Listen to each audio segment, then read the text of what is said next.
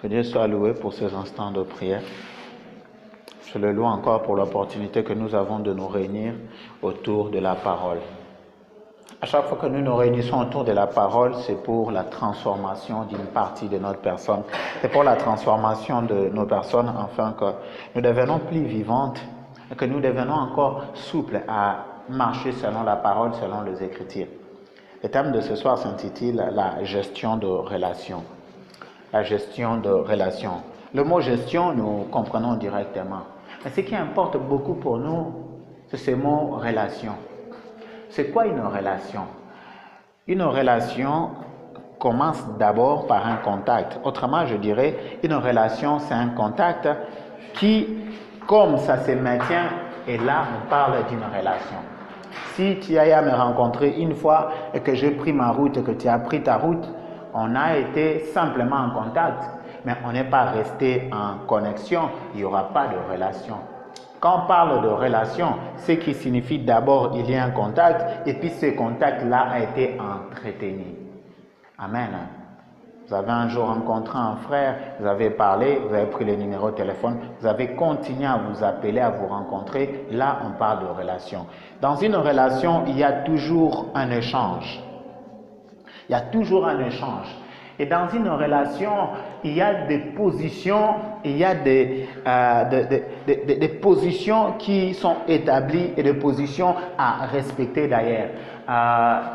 Il y a relation entre deux êtres humains, il y a relation entre un être humain et une entreprise ou une entité.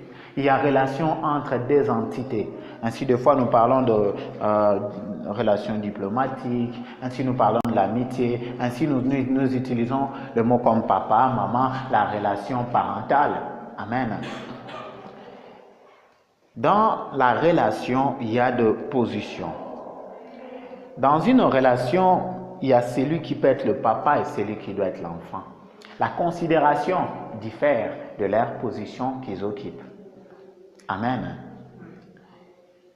Dans la relation, il peut y avoir celui qui est plus âgé et que celui est moins âgé. La considération diffère d'une relation à une autre. Ce n'est pas la même considération et la même manière de gérer ta relation avec un ami sera semblable à ta manière de gérer ta relation avec un aîné ou un père spirituel ou un père biologique. Amen. Sur cette terre, l'une des choses qui cause beaucoup du tort aux enfants de Dieu, c'est un sérieux problème de gestion de relations. L'ennemi trouve toujours comment nous diviser, parce que quand nous sommes divisés, il le sait nous manipuler pour le mal des uns et des autres. Alors, la question de bien gérer nos relations est d'une très grande importance. C'est vrai, ce qui va nous aider à bien gérer nos relations, ou le socle, je dirais, d'avoir toujours de bonnes relations, ou même quand la personne ne veut pas être en bon terme avec toi, mais c'est par le moyen de l'amour que tu peux rester équilibré. Vous savez, quand quelqu'un entretient et s'efforce à gâter vos relations, il te pousse en quelque sorte de commencer à agir en mal vers lui. Or, toi, tu ne peux agir en mal car le Christ n'a jamais agi en mal. Amen. Si tu agis en mal à cause du fait qu'un homme te pousse à agir en mal, tu es en train de nier ton identité en Christ. Amen. Et ce soir, on va étudier quelques relations qui sont soulignées dans la Bible. J'ai pris quelques relations et un élément qui crée beaucoup de problèmes dans la gestion de relations. On va aller dans Exode 18. Je vais lire 1 à 19 et puis 14.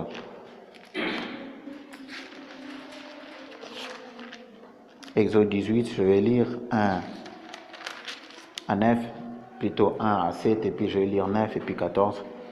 Jéthro, sacrificateur de Madian, beau-père de Moïse, a appris tout ce que Dieu avait fait en faveur de Moïse et d'Israël, son peuple. Il a appris que l'Éternel avait fait sortir d'Israël d'Égypte. Jéthro, beau-père de Moïse, prit Séphora, femme de Moïse qui avait été renvoyée.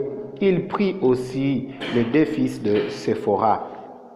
Je vais sauter en paix directement à partir de là, et de même que le verset 4, je prends directement 5. Jéthro, beau-père de Moïse, avec le fils et la femme de Moïse, vint au désert où il campait à la montagne de Dieu. Il fit dire à Moïse, moi ton beau-père, Jéthro, je viens vers toi avec ta femme et tes 2 fils. Moïse sortit au-devant de son beau-père, il se prosterna et il le baisa. Ils s'informèrent réciproquement de leur santé et ils entrèrent dans la tente de Moïse. Je vais prendre directement à partir du verset 9. Jéthro se réjouit de tout le bien que l'Éternel avait fait à Israël et de ce qu'il avait délivré de la main des Égyptiens.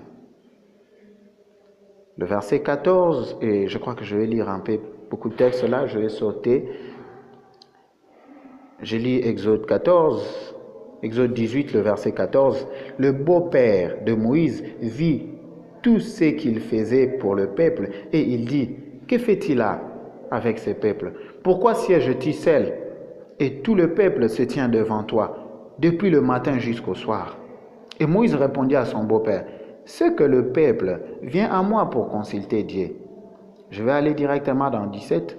Le beau-père de Moïse lui dit, ce que tu fais n'est pas bien. Tu t'épuiseras toi-même et tu épuiseras ces peuples qui est avec toi, car la chose est au-dessus de tes forces. Tu ne pourras pas y suffire seul. Le verset 19. Maintenant écoute ma voix. Je vais te donner un conseil. Je préfère me limiter là pour ne pas aller trop en détail dans le conseil que Jéthro lui a donné. Nous voyons une relation ici. La relation qu'il y a entre Jéthro et Moïse. Moïse avait fait du bien aux filles de Jéthro quand il était en train de fuir Pharaon qui voulait le tuer. Il va faire du bien aux filles de Jéthro et Jéthro va l'accepter et il va même lui donner sa fille Séphora. Jéthro est un sacrificateur de Dieu étranger. Moïse est un sacrificateur du Dieu très haut. Mais leur relation est la relation entre beau-père et beau-fils. Moïse doit du respect à Jéthro. Quelle que soit la taille et la position que Moïse occupe devant le peuple, mais Jéthro reste grand en fonction de leur relation.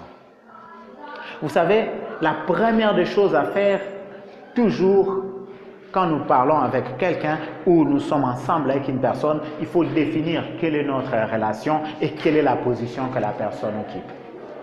Jéthro occupait une position élevée dans leur relation. Moïse était, je dirais, le fils de Jéthro par alliance.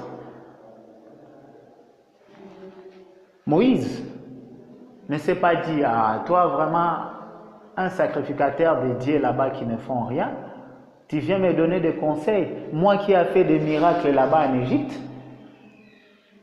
Moïse n'a pas agi de la sorte. L'une des choses qui nous empêche d'entretenir longuement nos relations, c'est le fait que nous n'acceptons pas de reproches. Vous savez, très souvent, ceux qui nous reprochent, ils ont la connaissance un peu plus grande que nous.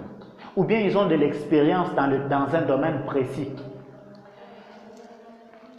Jéthro exerçait déjà la sacrificature avant Moïse.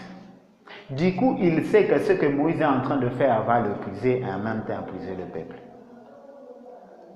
Moïse s'est humilié. Pour bien gérer les relations, il faut savoir s'humilier et reconnaître qui est en face de toi. J'aime bien leur rencontre.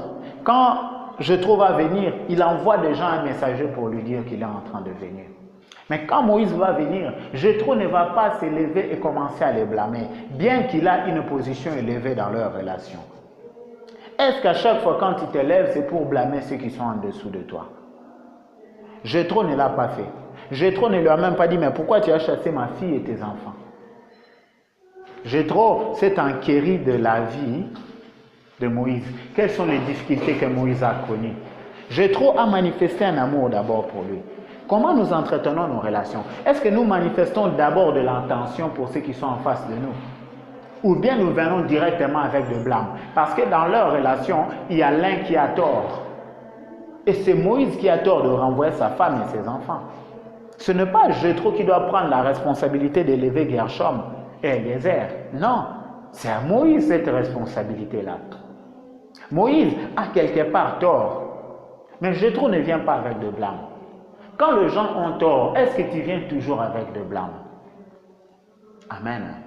Je crois que quelquefois, j'ai eu à blâmer. Des fois, ça paraît important de blâmer certaines personnes. Le Christ, quelquefois, il a blâmé Pierre. Mais est-ce que c'est à chaque fois que tu dois blâmer les gens? Est-ce qu'à chaque fois, tu dois blâmer les gens? Jéthro n'a pas blâmé. Moïse n'avait pas raison. On ne voit même pas là, on a encore soulevé ces sujets-là. Amen. Jéthro a réglé ça d'une manière diplomatique, sans remarque. Sa présence seulement suffit pour que Moïse accepte. Amen. Comment nous gérons nos relations? Quand nous n'avons pas l'habitude de recevoir le reproche de ceux qui sont plus sages, plus matures que nous, ou plus avancés, ça, c'est un problème. Quelquefois, dans notre ego, quand on nous fait la moindre des remarques, on a tendance à riposter d'abord. On a tendance d'abord à refouler. Moïse aurait pu agir de la sorte, dire « Ah, moi je travaille avec un Dieu puissant. Ah non, je trouve, qu'est-ce que tu peux me dire ?» Et Moïse a appliqué même le conseil. Et le désastre a été évité. Vous savez, tu peux voir quelqu'un, il est plus jeune que toi, peut-être plus simple, mais il y a un certain domaine qui peut maîtriser plus que toi. Est capable de te dire, ici, pas comme ça. Et souvent, c'est là, des fois, se passe dans des églises où quand tu viens avec une manière de gérer correcte et bien assise, on te dit, tu crois qu'ici c'est une entreprise, tu crois qu'ici c'est Vodacom ou c'est RTL. Les gens croient que si on est dans la maison de Dieu, on doit mal structurer les choses. Les gens se font l'idée que le ciel c'est un désordre, que les anges sont en train de voler comme ci, comme ça là. Amen. Hein? Amen. Quelqu'un peut paraître jeune et quelqu'un peut paraître âgé. Mais comment tu reçois le reproche qui t'est fait? Tu sais, quand quelqu'un te veut du bien comme Jéthro, il te veut du bien, il te parle pour ton bonheur, tu es en train de le repousser. En soi, il ne viendra plus pour te faire du bien. Or, sur cette terre, il y a des gens qui nous veulent du mal et ceux qui nous veulent du bien. Si toi, tu chasses tous ceux qui sont venus pour te faire du bien, ceux qui viendront pour te faire du mal deviendront de plus en plus nombreux. Et tu seras accablé par la pression. Amen. Tout homme a besoin de garder de bonnes relations autour de lui. Et même avec des gens qui ne nous veulent pas du bien. Comme nous allons le comprendre avec Jacob et Laban. Quelle est notre manière d'accepter les remarques des autres? Quelle est notre manière? Amen.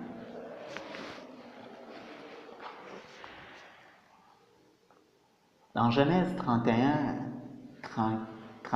43 à 54,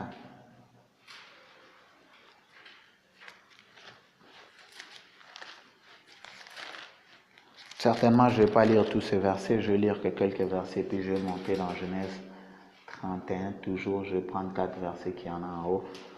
Je lis par le nom puissant de Jésus-Christ à partir de 43. Laban répondit et dit à Jacob, « Ces filles sont mes filles, ces enfants sont mes enfants, ces troupeaux est mon troupeau. Et tout ce que tu vois est à moi. Et que puis-je faire aujourd'hui pour mes filles et pour mes enfants?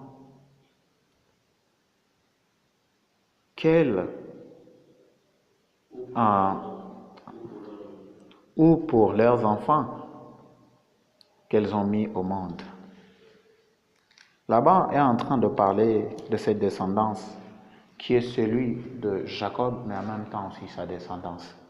Amen. Parce que nous naissons du côté paternel et maternel. Ces enfants, les enfants de Jacob, tiennent leur source du côté maternel chez Laban. Il y a des gens comme ça, qui est proche, dont tu ne peux pas le chasser, mais qui te veut du mal. Pour le cas de Moïse, c'est un homme qui lui voulait du bien. Mais ce qui n'est pas le cas de Laban.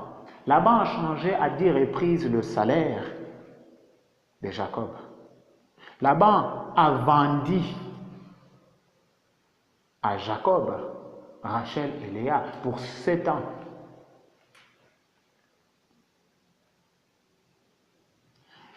Laban est le type de personne qui sera dans ton entourage qui ne te veut pas du bien, qui parle de toi derrière les gens, qui te critique. Mes frères, je ne dis pas ces choses-là parce que c'est seulement dans la Bible. J'en ai vu de mes propres yeux, de le bas âge. Les gens qui te disent, on va aller à l'église, mais lui, son rêve, c'est de te faire du mal. Son rêve, c'est de te tuer.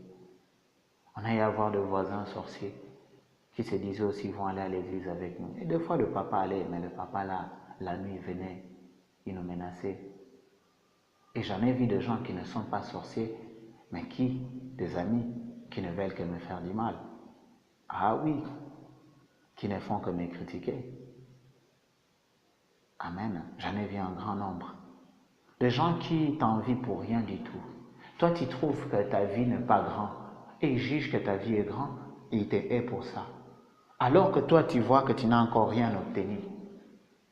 Et même quand j'obtiendrai tout, ce qui a de la valeur pour moi, c'est le royaume des cieux. À cause de leur manière mauvaise de réfléchir et de penser, ils créent de la haine. Il y a des gens comme ça, comme Laban. Ils veulent t'utiliser. Ils veulent te faire souffrir. Mais vous êtes déjà en relation. Tu l'as déjà connu. Mais trop tard, lui te veut du mal.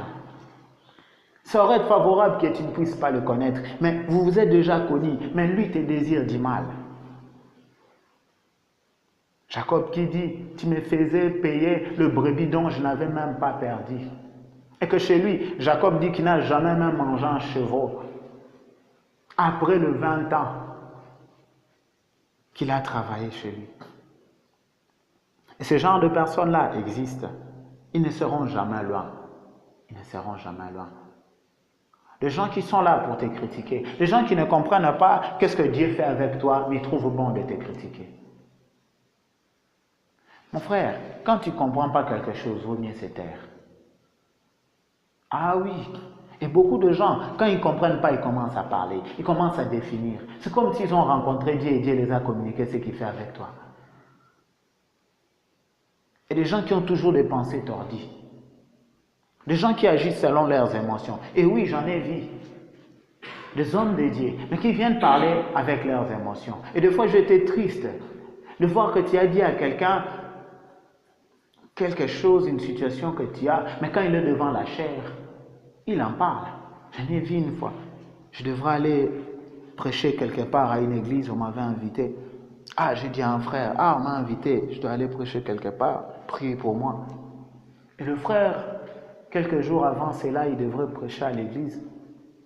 Le frère va dire, ici il y a quelqu'un, là où il va aller, si on lui donne l'argent, qu'il ne prenne pas.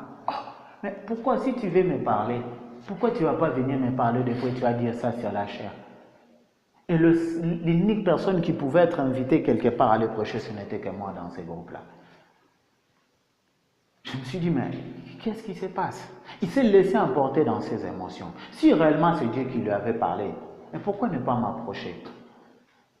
Je me suis dit, mais qu'est-ce qui se passe? Qu'est-ce qui se passe? Il y a aussi des fois, Dieu veut te parler réellement.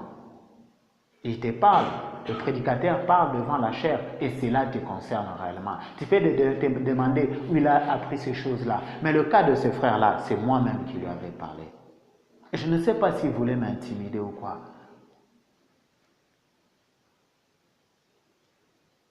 Peut-être qu'il ne voulait pas du mal, mais il est venu avec des blâmes. Amen. Il y en aura ce genre de personnes-là. Voici la manière à laquelle nous devons nous éloigner d'eux. La manière à laquelle nous pourrons entretenir nos relations avec eux. Si le cas de Jéthro, il fallait qu'il y ait respect avec Jéthro. Il fallait accepter les remarques de Jéthro. Il fallait rester en contact avec le Jéthro. Ce n'est pas le cas de Laban. Laban, dans ta vie, tu dois te détourner de lui.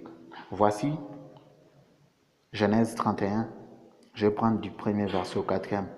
Jacob entendit le propos des fils de Laban qui disait, Jacob a pris tout ce qui était à notre père, et c'est avec le bien de notre père qu'il s'est acquis toute cette richesse. Jacob remarqua aussi le visage de Laban, et voici, il n'était plus envers lui comme auparavant. Alors l'Éternel dit à Jacob, retourne au pays de tes pères et dans ton lieu de naissance, et je serai avec toi. Jacob fit appeler Rachel et Léa, qui étaient au champ vers son troupeau. Il leur dit, je vois au visage de votre père qu'il n'est plus envers moi comme auparavant, mais le Dieu de mon père a été avec moi. Voici le verset 6. Vous savez vous-même que j'ai servi votre père de tout mon pouvoir, et votre père se jouait de moi et a changé 10 fois mon salaire, mais Dieu ne lui a pas permis de me faire du mal. Quelle est la solution que Dieu donne quand tu es autour de gens qui te veulent du mal? Dieu travaille pour t'éloigner d'eux.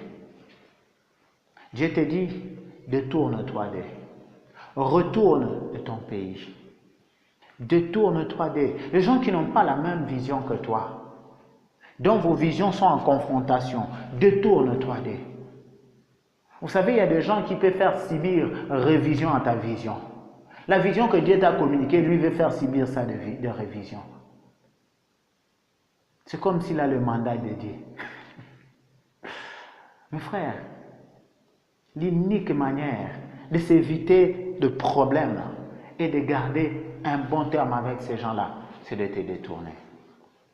Ne te querelle pas avec eux. Ne te laisse pas emporter à quereller. Retire-toi seulement. Et c'est ce que Dieu va recommander à Jacob.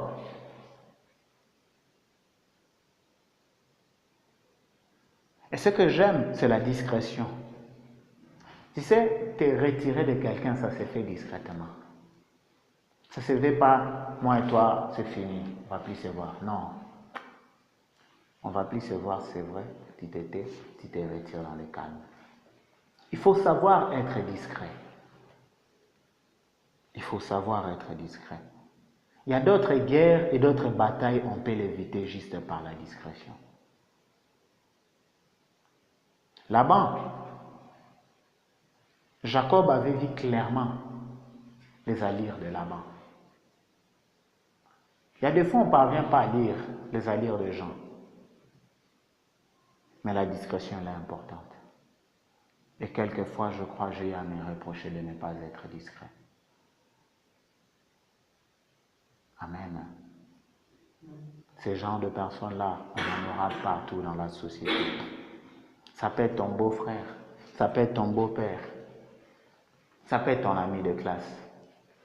Même à l'école, j'en ai vu des amis qui utilisaient les autres.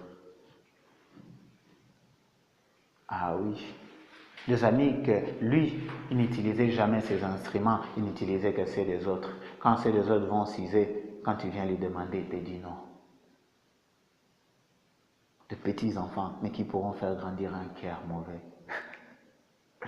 Je ne sais pas si vous n'avez pas connu cela. Ah oui, moi je connais des gens qui viennent, tout le monde l'évite, il avait une grosse tête. Je ne sais pas comment encore on l'appelait. On l'appelait Sokombutu, c'est Soko quoi là.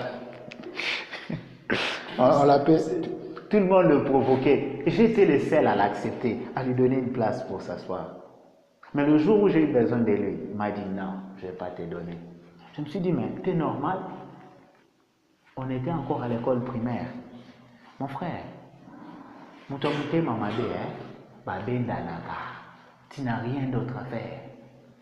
Parce que tôt ou tard, à un moment ou un autre, il va te faire du mal. Pourquoi? Il n'est pas d'abord dirigé par lui-même, il est dirigé par les pensées de l'ennemi qui est au fond de son cœur.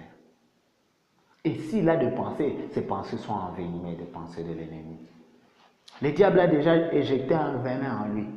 Tu ne sais pas ce qu'il a vécu dans toute son enfance. Tu ne sais pas qu'est-ce qu'il a enduré. Et la personne ne sait pas faire du bien. Et toi, tu te crois Jésus pour le changer? Et non. Mon frère, j'aime bien le dire clairement. Notre part de choses, c'est d'annoncer la bonne nouvelle et de nous comporter comme il se doit et que notre caractère annonce la bonne nouvelle. Mais prendre tout le monde avec toi, ça, c'est se tuer. Tu risques d'écourter ta vie. Il faut savoir se détourner. Vous savez, des fois, le succès n'est qu'attaché à une séparation. Le frère de David va lui dire, pourquoi tu es venu ici, patati patata, je connais ton orgueil. Qu'est-ce que David a fait? Il s'est détourné de lui. Il a continué son parcours jusqu'il a tué Goliath. Tu peux prendre quelqu'un auprès de toi, Lot, quelqu'un de proche. Mais Dieu ne vous voit pas et ne l'a pas placé dans la vision qu'il veut faire avec toi. Dieu n'a pas prévu Cana pour lui, il a prévu pour toi. Plus tu es avec lui, plus la grâce de Dieu ne vient pas sur toi. Mes frères, j'aime bien le dire, la séparation n'est pas une malédiction. Si elle est soufflée par Dieu, ce n'est pas une malédiction. Il est écrit que l'homme quittera son père et sa mère, va devenir un avec sa femme. N'est-ce pas que c'est une séparation? Toute séparation ne vient pas de l'ennemi. Et non. Non. À d'autres personnes, il faut s'éloigner d'eux, il faut se séparer d'eux. Et ça, c'était le second type de personne. Il y a un troisième type de personne, nous allons dans 32, Genèse 32. Je vais lire très rapidement 1 à 6 et même jusqu'à 9. Jacob poursuivit son chemin, et des anges de Dieu le rencontrèrent. En le voyant, Jacob dit, c'est le camp de Dieu. Et il donna à ces lieux le nom de Mahanaïm. Jacob envoya devant lui de messagers à Ésaü, son frère, au pays de Séhir, dans le territoire d'Édom.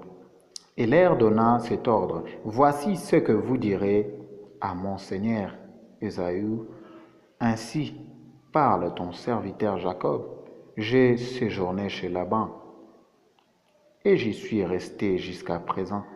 J'ai de baies, j'ai de ânes, de brebis, de serviteurs, de servantes. J'envoie l'annoncer à mon Seigneur pour trouver grâce à tes yeux.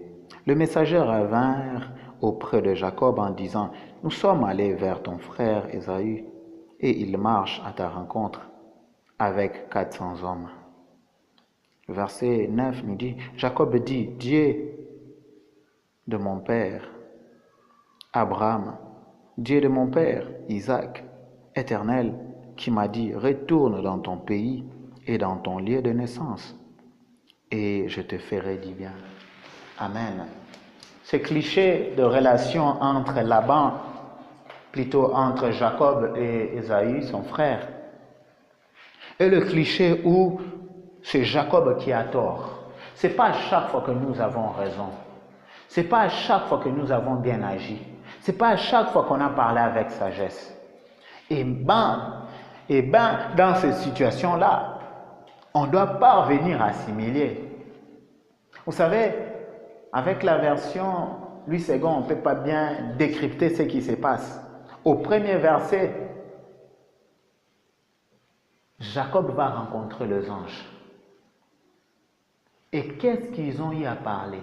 Qu'est-ce qu'ils ont eu à avoir comme contact et communication? Je crois bien que si Jacob prend la décision d'envoyer des messagers vers son frère, cela lui est communiqué par les anges. Il y a des situations où c'est toi qui as créé le problème. Tu as mal parlé à quelqu'un. Tu as parlé sans la sagesse. Ah oui, mes frères, des fois cela arrive. Quelquefois, je parlais aux gens. Moi, je crois que c'était simple. Or, dans l'air qu'ils tirent, la manière dont je parlais, ça ne va pas. Or, dans mon éducation, cela n'a jamais été un problème. Et des fois, ça arrive de parler rigoureusement à une personne que dans sa vie, on ne lui a jamais parlé rigoureusement. On l'a seulement dorloté. Et la personne entre en conflit avec toi sans que tu puisses te rendre compte. Sans que tu puisses avoir l'idée du combat que tu as créé entre vous deux. Jacob est le type de personne qui est conflictuelle. Mais il est censé aussi régler ses problèmes. Même si tu as des conflits avec les gens dont c'est toi qui as la source, et même quand ce n'est pas toi, tu dois trouver toujours un terrain d'entente. Jacob va trouver aussi un terrain d'attente avec Laban. Ils ont eu à faire alliance de ne pas se faire du mal l'un l'autre. C'est vrai, nous ne sommes pas appelés à traiter des alliances avec des païens. avec des gens qui nous veulent du mal.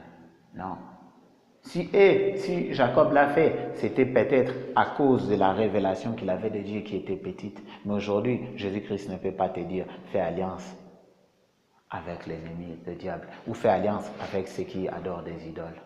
Non. Ce genre d'alliance, Dieu a reproché à plusieurs rois qui sont venus après David. Amen. La révélation de Jacob était petite. Or, plus les années ont avancé, la révélation de Dieu devient plus claire. Et la parole est claire. Au temps de Jacob, il n'y avait pas la loi. Amen.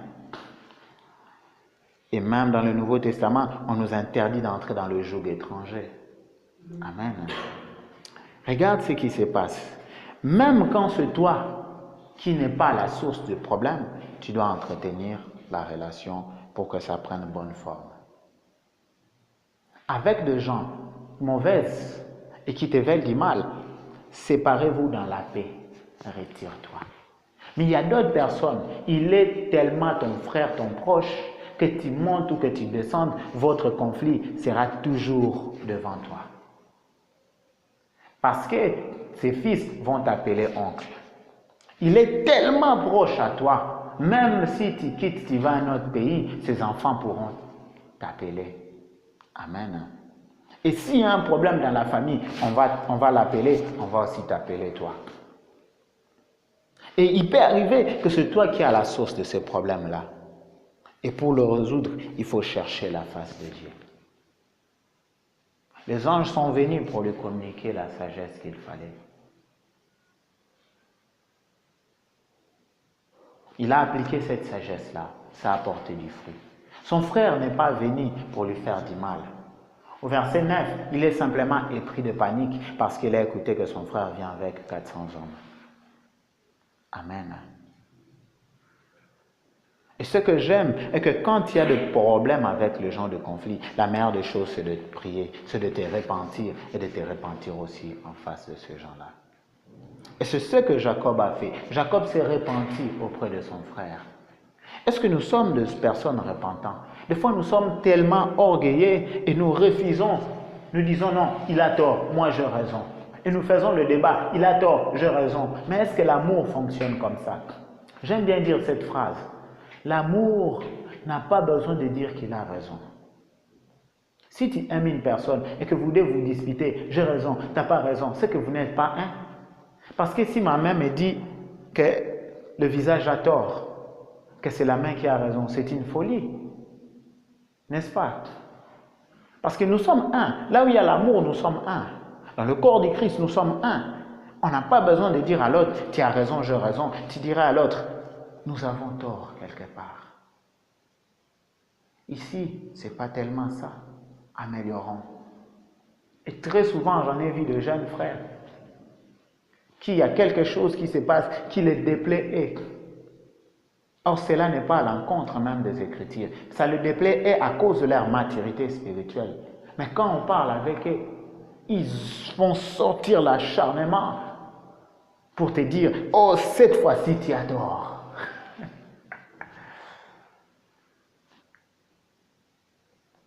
L'amour ne cherche pas à avoir raison. Ésaü n'est pas venu pour lui dire, j'ai raison. Tu vois, tu es revenu, non? N'est-ce pas? Vous savez, quand on cherche à avoir toujours raison, là, on met l'autre dans la culpabilité. L'autre ne se sent pas pardonné. Et ça, c'est le domaine des femmes. Les femmes cherchent toujours à avoir raison. Je me rappelle, il y avait une amie, je lui disais, ici, tu n'as pas bien fait, arrange comme ça. Elle a compris que j'attendais d'elle des excuses à chaque fois. Elle a commencé à prendre ça pour un amusement. Pour elle, s'excuser, c'était du n'importe quoi. Et des fois, ce n'était pas attachant à son cœur. Quand il faut présenter des excuses, ça doit venir de ton cœur. Tu dois reconnaître réellement ta faute. La gestion de relations, elle est très importante. Comment nous nous séparons des gens? Et comment nous arrangeons ces relations-là? Que par la prière, par la révélation que Dieu te donne de la manière dont vous devez parler. Mes frères, nous devons prier pour avoir comment parler et pour avoir le temps de parler. Et oui, ça c'est important. Parce que parler au temps précis que Dieu a arrangé le cœur de l'autre est important. Maman Boumsousou, faut évoluer dans le cara. Asadio mabe, bete cara. Ou éviter na mention ni nyazana ngona minitwana. Tu ne sais pas qu'est-ce qu'il emporte. Tu ne sais pas quelle douleur dans laquelle il est et commence à agir en mal gauche-droite. Si dans ce temps-là, tu entres en reproche ou avec des remarques chez lui, ça sera le feu. Amen. Et ça, c'est important. Ne soyons jamais conflictuels. Que quelqu'un se dise de toi, il est mon ennemi, mais que toi, tu ne dises jamais qu'il est mon ennemi. Vous savez, le mal dans c'est quoi? Quand tu dis à quelqu'un qu'il est ton ennemi, c'est comme tu dis à mon non? Ce qui est poids lourd, il y a poids mouche, c'est n'importe quoi, ce n'est pas être sage. Si en soi on a des défis, c'est envers les circonstances et l'œuvre du malin, pas envers les hommes. Les hommes, j'aime bien le dire, ne sont que des instruments que le diable utilise. Par contre, nous, enfants de Dieu, nous sommes des serviteurs, pas des instruments. L'instrument de Dieu, c'est la vérité. C'est sa puissance. Mais nous sommes ses serviteurs et ses collaborateurs. Or, le diable n'a pas de collaborateurs. Il n'a pas de collaborateurs. Quand on chasse les démons, ils vont dans les lieux arides. Est-ce qu'ils partent s'abriter chez les diables?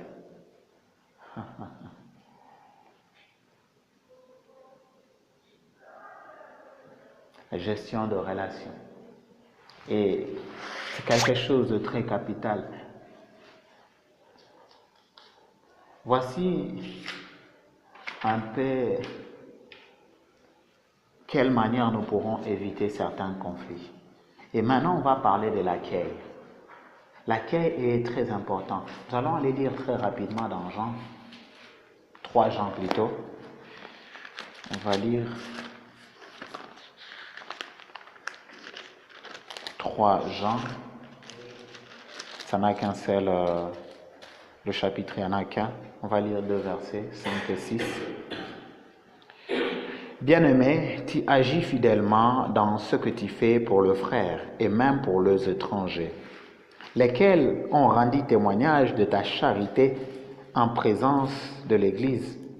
Tu feras bien de pourvoir à leur voyage d'une manière digne de Dieu.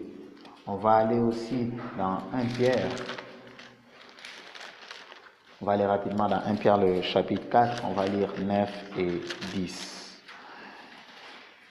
Exercez l'hospitalité les uns envers les autres sans murmurer, comme de bons dispensataires des diverses grâces de Dieu. Que chacun de vous mette au service des autres le don qu'il a reçu. Nous allons prendre Romains 16. Romains 16, 1 et 2.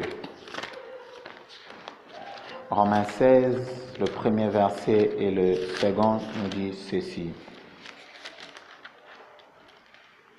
Je vous recommande Phéobé, notre sœur, qui est diaconesse de l'église de Saint-Cré, afin que vous le receviez en notre Seigneur d'une manière digne de saint, et que vous l'assistiez dans les choses où elle aurait besoin de vous, car elle l'a donné aide à plusieurs et à moi-même.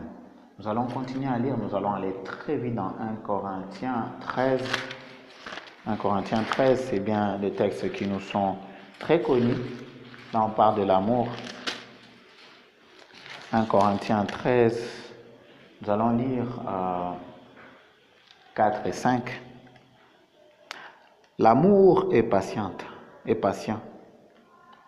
Elle est pleine de bonté. La charité, elle est pleine de bonté. La charité n'est point envieuse. La charité ne se vante point. Elle ne s'enfle point d'orgueil. Elle ne fait rien de malhonnête. Elle ne cherche point son intérêt. Elle ne s'irrite point. Elle ne soupçonne point le mal. Je vais parler de l'accueil et puis je vais parler de socle ou le fondement qui nous permet d'avoir toujours de bonnes relations, ou même quand, là où il ne peut pas s'asseoir une bonne relation, que vous vous séparez en paix. Amen. La notion de l'accueil, elle est très importante. Il est vrai que ça dépend d'une éducation à une autre, mais nous, notre éducation, c'est l'éducation de la parole. Pierre nous recommande de pouvoir donner de nous le don que nous avons pour les uns et les autres. Jean est en train de dire à Gaius de pouvoir prendre soin du retour de quelques frères qui devraient revenir vers lui. Gaius faisait déjà de bonnes choses, mais l'apôtre Jean souligne cela et lui recommande encore de faire du bien. La notion de l'accueil est très importante. Paul est en train de parler de Phéobé, qui était une diaconesse. Elle demande qu'on puisse la recevoir selon le rang qu'elle a. Dans le monde, il y a le rang. Il faut accueillir quelqu'un selon son rang. Il est important de pouvoir s'enquérir qui est en train de venir pour le recevoir selon le rang qu'il faut. Ça, c'est très important parce que beaucoup, ils sont en conflit avec les gens juste parce qu'il a mal accueilli son visiteur. Et que son visiteur a été choqué du fond de son cœur. Il est parti avec un mauvais témoignage. Il est allé le propager. Du coup, un grand nombre de personnes le regardent en mal. Et dès qu'il y aura une petite intercelle, ces gens-là vont dire « Ah, Naebaki, Yo Kakabou, on a déjà entendu parler de toi. » Juste parce qu'au départ, tu as mal accueilli les gens. La notion de l'accueil, elle est très importante. Savoir accueillir celui qui vient chez toi. Même si c'est l'ennemi qui vient chez toi, accueille-le avec un sourire. Accueille-le avec l'amour. Tu sais, pour que tu aies le sourire, tu ne dois d'abord avoir l'amour pour l'autre. On ne peut pas parler de bon accueil si tu n'as pas l'amour. On ne peut pas parler de bonnes assises dans les relations s'il n'y a pas l'amour. Je ne parle pas de relations où les intérêts financiers circulent. Non, je parle de relations où il n'y a aucun intérêt financier qui circule, mais de bons actes de part et d'autre se manifestent. Et pour qu'il y ait de bons actes, elle est faite par l'amour. Comment nous accueillons les gens? Quelqu'un vient chez toi, il est le nez, mais tu l'accueilles simplement comme ça. Vous savez, d'autres personnes sont humbles, mais ce n'est pas le cas d'autres. Mes frères, si je vous enseigne ces choses-là, c'est très capital, même dans la maison de Dieu. Il y a des gens qui... Il est tellement orgueilleux et qu'il veut même s'il est venu en retard qu'on lui donne la première place. Il se croit tellement, il veut toujours qu'on lui donne la bonne place. Il lit des fois quelques hommes de Dieu un homme de Dieu qui n'est pas de leur ville est en train de venir. Vous savez, même dans l'appel de Dieu, nous avons des niveaux qui diffèrent. Il y a des gens qui sont plus élevés que moi et j'ai aussi des gens en dessous de moi. Et c'était dans une autre ville, un homme de Dieu puissant venait. Il a distribué les invitations pour que tout le monde de cette ville-là puisse venir. Un homme de Dieu, un autre, il a refusé d'y aller. Il a dit, mais moi je me programme. Et dès qu'il a refusé, le Saint-Esprit était en train de l'attrister. Pourquoi? Parce que celui qui venait était une autorité spirituelle. Et tout se sert. Il n'est pas son père spirituel, mais il est un patriarche pour un grand nombre. Vous savez, je crois lobby na lobaki yango envers une sœur, na ebisi de moi si papa baninga aka papa. C'est vrai papa na ote, mais papa baninga aka papa. Tout ça est. Et accueille-lui selon le respect dont ses fils sont capables de lui donner. Et si tu peux, même au-delà. Vous savez, d'autres grâces et bénédictions, nous la recevons juste parce que c'est pédissi mon thème à mon sal Nzambe. Et kaki a bondé l'hyponabité Nzambe, pesa eloko. Comment nous accueillons les gens? Comment nous abordons les gens? Vous savez, la manière que tu abordes quelqu'un la première fois, c'est ce qui définit la suite de votre relation. Que ça plaise à Dieu après que tu peux réparer, ok. Mais la manière dont tu abordes avec la personne, c'est mauvais. Même pour aborder quelqu'un, il faut être très sage. Il faut parvenir à lire et comprendre. Il est aîné par rapport à moi ou je suis plus petit que lui. Il faut parvenir à cela. Il y a des gens qui m'ont frustré. Il veut m'évangéliser. Il me prend à côté. Il dit donne-moi le temps. Je lui donne le temps. Il m'explique des choses que lui-même ne comprend pas. Il veut me faire comprendre que non, moi je n'ai pas de l'amour à la Bible parce que je n'ai pas ma Bible avec moi. Or, je venais de cours et je sortais d'un examen dont ma tête était un peu compressée. Il m'a pris des heures du temps. Demain, si je le vois, je vais l'éviter. Puis je lui dis, ne reconnais pas l'importance de mon temps.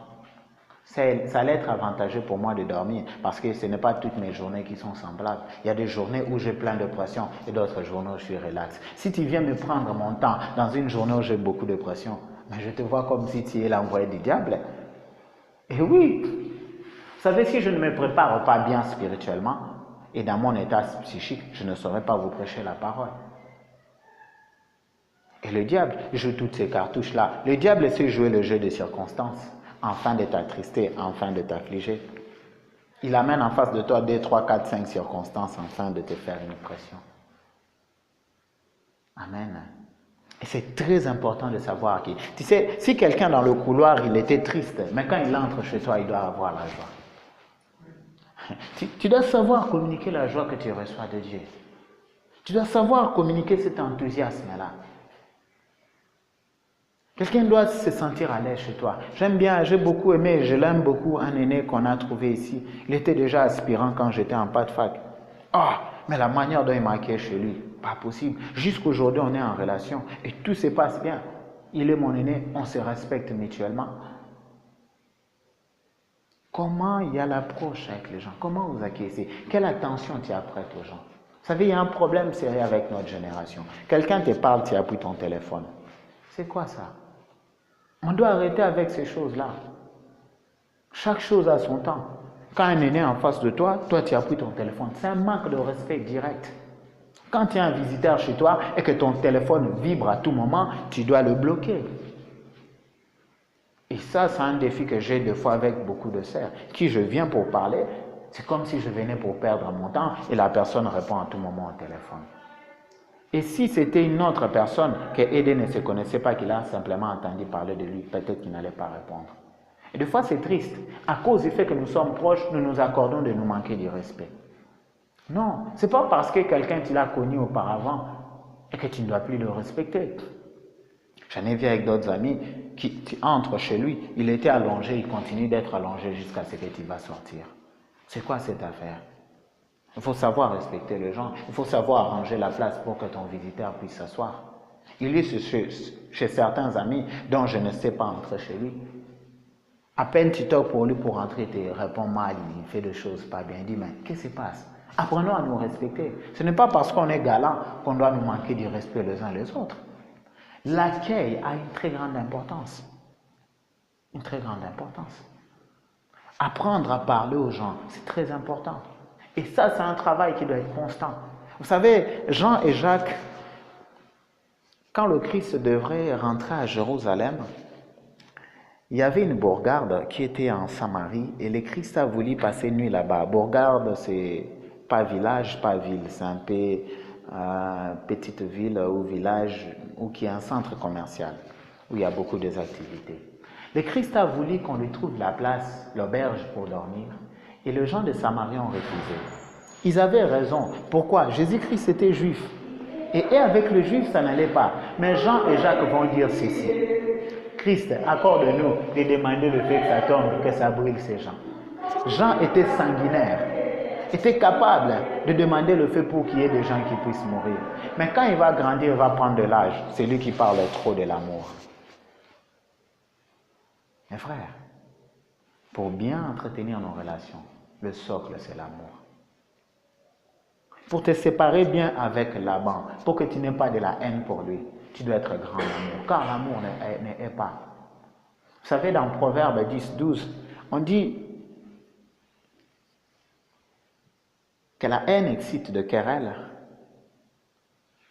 mais que l'amour couvre une multitude de fautes.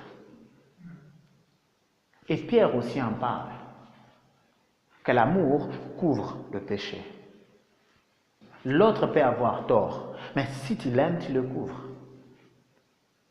Tu ne le couvres pas pour qu'il encourage, pour que tu l'encourages dans son mal. Non, parce que ce n'est pas le temps propice de le reprocher ou de lui faire la remarque. Parce que si tu le fais cette remarque-là, en ce temps-là, dans ce milieu-là, tu lui mets dans la honte. Nous prions le bon Dieu pour que nous ayons la sagesse. Ah oui, je vous dis, ça a été aussi difficile pour moi, pour savoir lire le temps à laquelle je dois parler à quelqu'un. Et d'autres, tu veux du bien pour lui, mais tu lui as fait la remarque selon toi, ta manière de voir les choses. Et que, vous savez, comme je suis là, n'importe qui peut me faire la remarque devant tout le monde, ça ne va pas me déranger. Ça ne va pas me déranger. Ça ne va pas me prendre la tête. Surtout, je vais écouter. Il y a un frère, quand je lui ai fait la remarque, il y avait un frère qui faisait des allers-retours dans la pièce où on parlait. Il a pris ça en mal. Il est allé parler à un autre frère, donc ça a rempli le cœur de l'autre frère, et l'autre frère est venu m'en parler pour me dire ne reproche plus les gars. Il dit, ben, vous n'êtes pas sérieux. Toi, tu achètes le problème qui n'est pas à toi.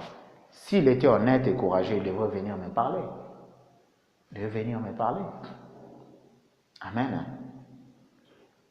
Et l'autre frère qui n'a pas pu me parler, il peut faire longtemps semblant qu'on est en bon terme. Moi, je juge qu'on est en bon terme. Mais lui, c'est des choses auxquelles il ne s'est pas repenti. Amen. Parce que c'est important de parler en face de celui qui t'a offensé. Je demandais pardon de l'avoir offensé et que je n'ai pas pu lire les choses comme il fallait et que je n'ai pas pu comprendre que cela allait lui déplaire, bien que le frère là faisait que de sortie et d'entrée. Et c'était une remarque simple, que frère, je te vois trop avec le païen. Est-ce que tu changes quelque chose dans leur vie? Lui, ça lui a fait du mal. Quelque chose de si simple. Et oui, je dirais, j'ai tort, effectivement. Parce que je n'ai pas pu comprendre qui était en face de moi. Mais par l'amour, parvenir à demander pardon. Amen. Et ça, c'est clair. Nous sommes appelés à parvenir à gérer nos relations. Demain après demain, nous aurons autour de nous des personnes plus élevées que nous spirituellement, des personnes plus bas que nous spirituellement. Il faut parvenir à gérer toute cette file-là, tout cet entourage de personnes. Il faudrait parvenir à gérer. Quelque chose d'autre encore qui fait beaucoup du mal dans la gestion de relations. Waouh. J'ai beaucoup dépassé le temps. C'est nos attentes. Qu'est-ce que tu attends de l'autre? Vous savez, des fois, nous attendons grand-chose des autres. Et quand nous n'obtenons pas ce dont nous avons attendu, ou que nous avons voulu chez l'autre, nous entrons en conflit avec lui, au fond de nos cœurs, sans que nous puissions l'afficher. Tu attends que ce frère agisse comme ça, il n'a pas agi comme ça. Au fond de ton cœur, tu entres en conflit avec lui. C'est quoi le problème? Il est libre d'agir comme il veut. Des fois, nos attentes et l'image que nous nous faisons de gens nous trompent. Et nous entrons en conflit avec les gens dans nos cœurs. La personne ne sait pas qu'il a un problème avec toi, mais toi, tu as déjà créé un problème pour lui dans ton cœur. Il suffit seulement qu'il y ait un plis sur. Qu'est-ce que nous attendons des autres? Celui qui aime, il est patient. Celui qui aime, il n'a pas de pensée malhonnête. Celui qui aime ne prend pas de chemin tortueux. La notion de laquelle est très importante. Mettre les gens à leur place. Savoir respecter le vis-à-vis. Même si le plus jeune. Savoir lui parler avec douceur. Et puis, savoir se limiter dans certaines blagues. Ah oui. Savoir se retirer. Il peut être un païen, mais il est plus âgé que toi. Moïse se prosterna. Des fois, je me pose cette question. Il peut s'avérer que la femme que je vais épouser, peut-être que son père n'est pas converti et qu'il faut aller payer la dot et que je dois venir avec un certain respect. Est-ce que je vais lui refuser cela? Je ne crois pas. Non. C'est pas forcément quand nous allons nous marier dans la famille, là-bas, tout le monde sera converti. Amen. Un autre frère me disait qu'un pasteur, il allait se marier et son père était païen. Il ne savait pas comment faire, inviter son père ou pas. Parce que chez nous en Afrique, quand celui qui est plus âgé, il parle, tout le reste ne parle pas. au moins qu'il les accorde la parole. Amen. Et le pasteur ne savait pas quoi faire. Parce que son père allait dire des choses bizarres qui a trait à la tradition. Amen. Et même dans des situations pareilles, sachons placer le respect. Sachons aussi nous séparer. Parce qu'il est même possible que nous nous séparons de nos pères. Le Christ l'a dit. Que son épée, c'est pour séparer aussi. Le père et le fils. La mère et la fille. Amen. Nous allons prier.